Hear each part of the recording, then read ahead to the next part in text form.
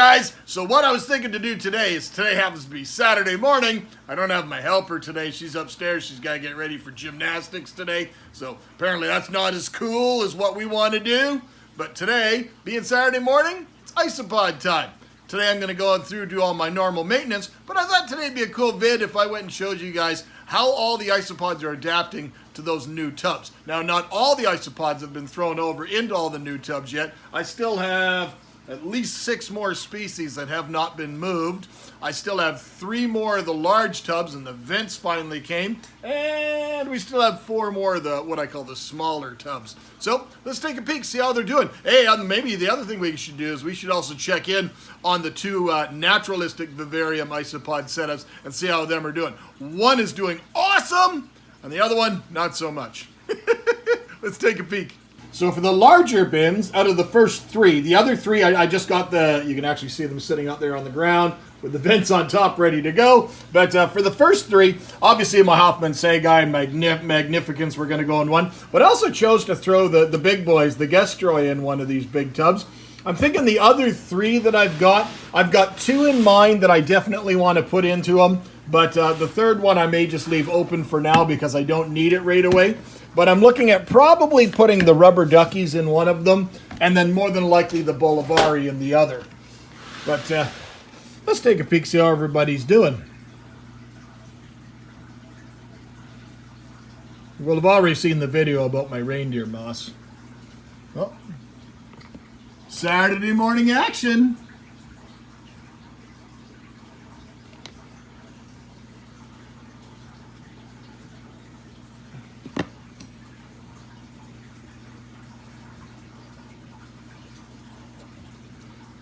I think they are rather doing all right.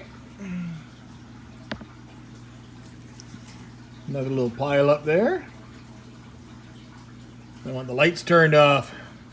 It's too early for these guys.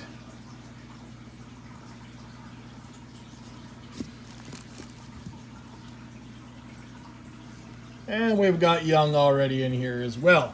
So, to me, that means that these guys adapted very, very well. Moisture level's pretty good. I'm probably going to leave this one for a week.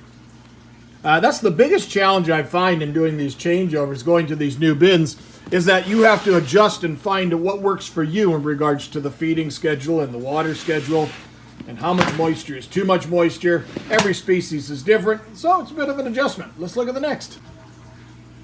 Now, we don't have to look at absolutely every one of them. Like I know, for example, the Magnificence, they're a seasonal spawner, so we're not going to see much in regards to change from them.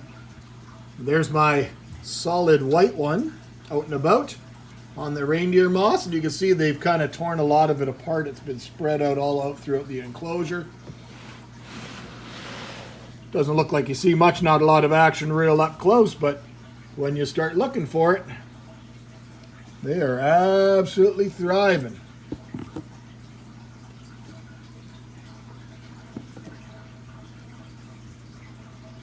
So to say that my Hoffman Sagi culture adapted to the move well, I guess is a bit of an understatement.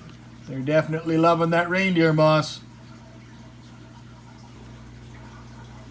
The Armadillo Officinalis. I guess they're doing okay.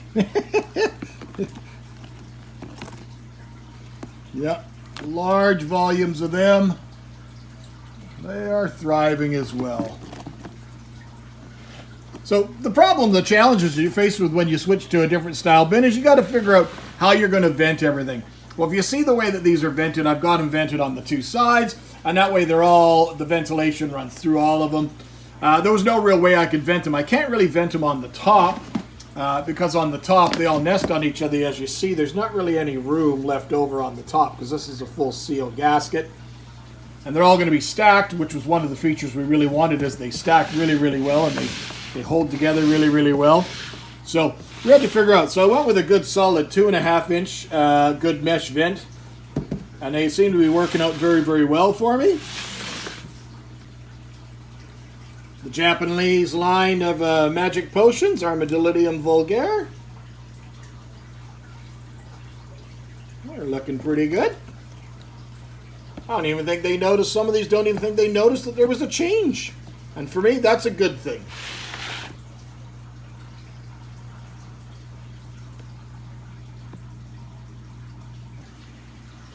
Armadillidium Espagnoli. As I go and cast a shadow over the entire thing. You can see that they're thriving, lots of mankai. This is a relatively newer culture to us. Armadillidium frontotriangulum. This is a culture that has seemingly exploded for me. They are absolutely everywhere. It's a really, really nice Greek species. Fairly variable. That was an outstanding specimen there.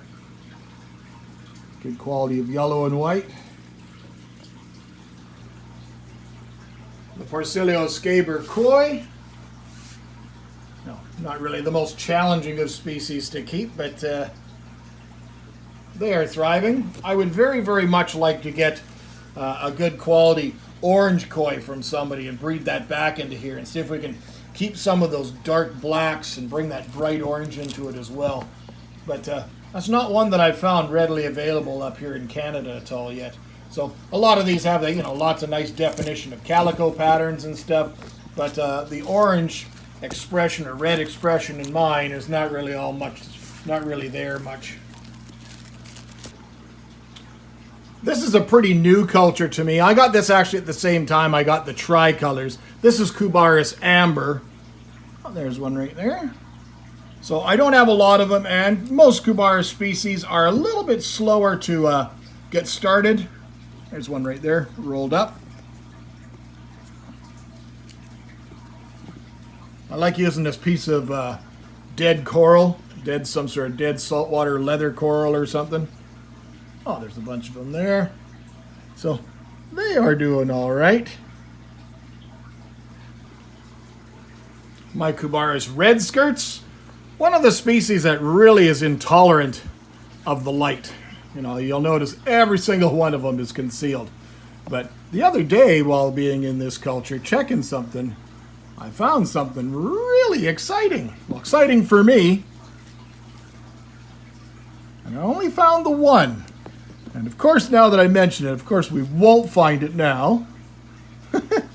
But this culture has exploded as well. Only one more piece of wood left there, Biggs. This one. There we go. So we have a pure white. And the pure white of this variant, I believe, is sold as White Angel. I may very well be wrong, but to me, I was pretty excited to find that little guy the other day when I was filming some footage.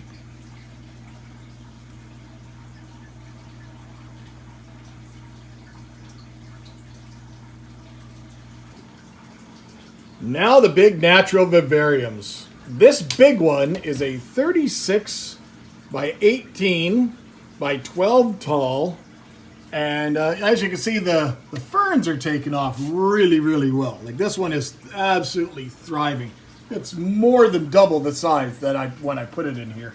The button fern, it's doing okay. Sometimes it goes periods of, I wouldn't say neglect. It's the fact that I'm trying to adapt to the way that I water. And I think that species needs it a little bit more moist than I'm perhaps giving it. I could feel most of this moss is hard. Oh, and these are the ones that are in here. So there's a female Porcilio expansus. And that's the orange variant. And these came from the gentleman. Oh, maybe we're doing okay. So we do have a boy. And we have some babies. So maybe we're going to do okay. Maybe all that talk, Biggs, was for nothing. But this is definitely a species that prefers it to be much drier. And as I mentioned, I tend to be very, very heavy-handed with the water.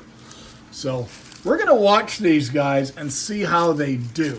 Because an opportunity kind of came up the other day, and I was looking at this Vivarium, I'm like, well, I can't really water it heavy, so what else am I going to put in here that's going to make it different or more visually interesting? I still, you know me, I still love all the plants and stuff, but it's kind of a boring Vivarium otherwise, especially if I can't water it all the time. So I thought maybe we'll change it over and add another animal that came across. Actually, just last night got a message saying, oh, this just happened to pop in. Are you interested? And of course the Biggs is interested, but it would require something maybe not quite this big, but you know me, I like to make nice big shelters for all the animals and stuff with big enclosures and really, really make them shine. And that's what this may very well become. But honestly, today, in seeing the fact that I've seen more than one and the fact that we were able to find some Mankai right away, maybe that changes the plans a little bit. And the other one, the Marylinella tricolors. Again, it's kind of a boring Vivarium. Granted, I don't know what Biggs was expecting. You know, my moss here is still kind of moist.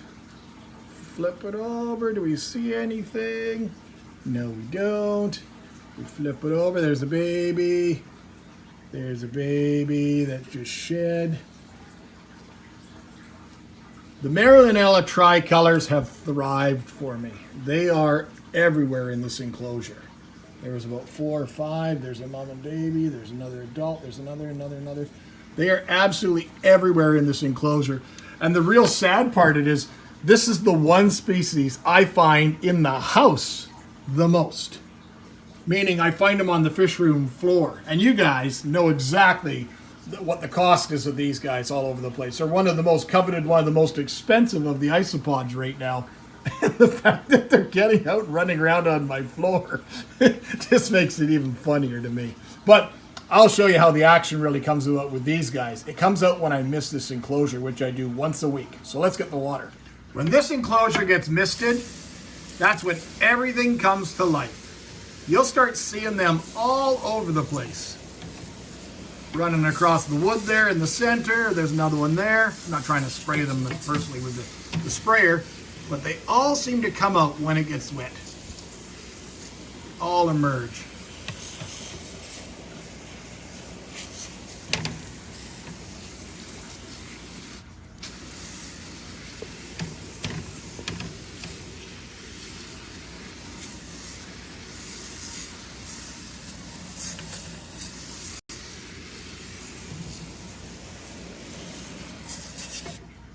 Now, you got to remember, I've only had this culture for a few months now, and they are thriving.